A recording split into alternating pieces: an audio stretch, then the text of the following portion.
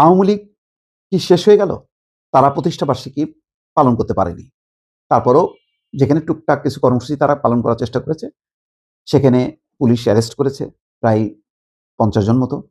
কোনো জায়গায় আওয়ামী লীগ খুঁজতে যে জামাত দেখলাম ৩২ নম্বরে সাংবাদিকদেরকে উপর হামলা চালাইছে, তাদেরকে বলা হয়েছে আওয়ামী দোসর।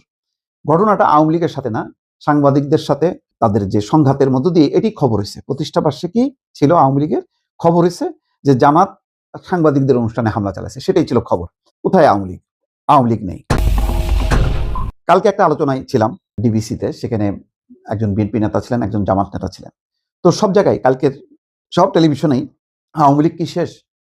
আওয়ামী লীগের রাজনীতির আর বাস্তবতা নেই, ফিরে আসবে না? তো এই প্রসঙ্গে বিএনপি জামাতের মধ্যে একটা ঐক্যমত্য যে না, আওয়ামী লীগের রাজনীতি শেষ, আওয়ামী লীগ এখন কেউ করে না, আওয়ামী লীগ নেই। ভাই ঠিক আছে, এটা তো ওনারা দল করেন, এটা বলবেনই।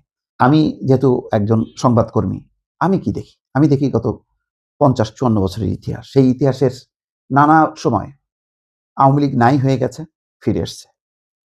সেই ইতিহাসের ধারাবাহিকতায় জামাত স্বাধীনতার পর নাই হয়ে গেছে, আবার জামাত ফিরে এসছে। ৭৫-এর ১৫ই আগস্টের পর আওয়ামী লীগ নাই হয়ে গেছে, সেই আওয়ামী লীগ ফিরে এসছে। আবার বিএনপিও গত ১৫ বছরে বলতে গেলে নাই হওয়া একটা দল। বিশেষ করে সর্বশেষ আমির নির্বাচনের পর ২৮শে অক্টোবরের তাদের মহাসমাবেশে হামলার মধ্য দিয়ে বিএনপিকেও পর্যন্ত নিঃশেষ করে ফেলছে এবং করে আমির একটা নির্বাচন পাতেছে।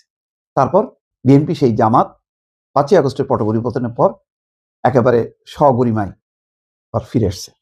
এখন বিএনপি ক্ষমতায়, জামাত বিরোধী দল। আবার রাজনীতির ইতিহাসে জামাত আওয়ামী লীগের সাথে মিলে ৮৬ সালে নির্বাচনে গেছে, এরশাদের অধীনে নির্বাচনে বিএনপি যায়নি। আবার জামাত আওয়ামী লীগের সাথে মিলে তত্ত্বাবধায়ক সরকার প্রতিষ্ঠার দাবিতে তারা নির্বাচন করেছে। আবার সেই জামাত বিএনপির সাথে মিলে ২০০১-এ ২০ দলীয় জোট করে ক্ষমতা এসছে এবং মন্ত্রিসভায় তাদের ২ জন মন্ত্রীও ছিল। তারপর তাদের রাজনৈতিক জোটও ছিল। সেই জোট ভেঙে গেছে, আলাদা আলাদা নির্বাচন করেছে, নানান পালাবদলে। যেটা বাস্তবতা, এই অন্তত এই ৩টা দলকে দেখা গেছে যে বিলুপ্ত করা সম্ভব হয়নি। এর মধ্যে জাতীয় পার্টি নিভু নিভু অবস্থা। এখন বলা যায় যে জাতীয় পার্টি ক্ষয়িষ্ণু, তাদের হয়তো কেউ বিএনপিতে, কেউ জামাতে, কেউ আওয়ামী লীগে ঢুকে যাবে।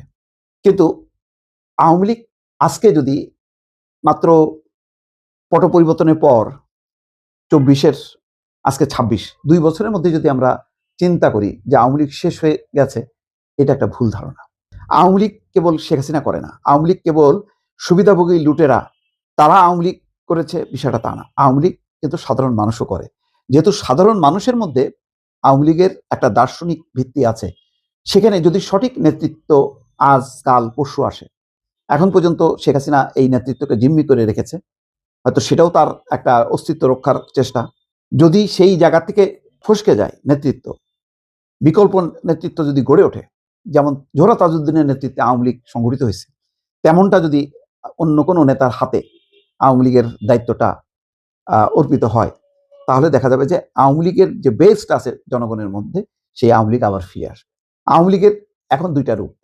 একটা হচ্ছে সত্যিকারের আওয়ামী লীগ, যারা গণঅভ্যুত্থান, ৬৯-এর গণঅভ্যুত্থান এবং মহান স্বাধীনতা আন্দোলনের নেতৃত্ব দিয়েছে, তারা একটা আওয়ামী লীগ। আর একটা আওয়ামী লীগ হচ্ছে লুটেরা আওয়ামী লীগ, যেই লুটেরা আওয়ামী লীগকে শেখ হাসিনা প্রতিনিধিত্ব করেছেন গত ১৫টা বছরে।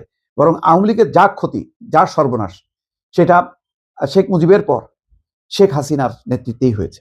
এগুলো হলো সব বাস্তবতা। সেই বাস্তবতায় আমি এখন আওয়ামী লীগ বিরোধী বলে দেবো যে আওয়ামী লীগ শেষ আর তার সম্ভাবনা নেই, আমার ধারণা যে এই ধরনের বিশ্লেষণটা সঠিক হবে না।